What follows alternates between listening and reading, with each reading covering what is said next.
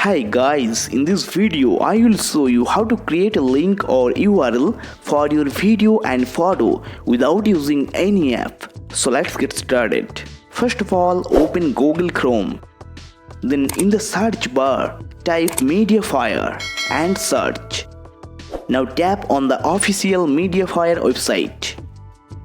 After that, tap on Upload Files Now. Then tap on Upload icon. After that, tap on the Add File icon at the bottom left corner. Now select Gallery and choose the file you want to create a link for. Here I will select this video file.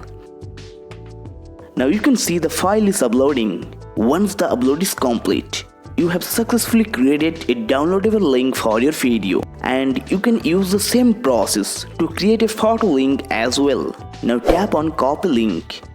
You can share this link anywhere you want. For example, I will share it on WhatsApp.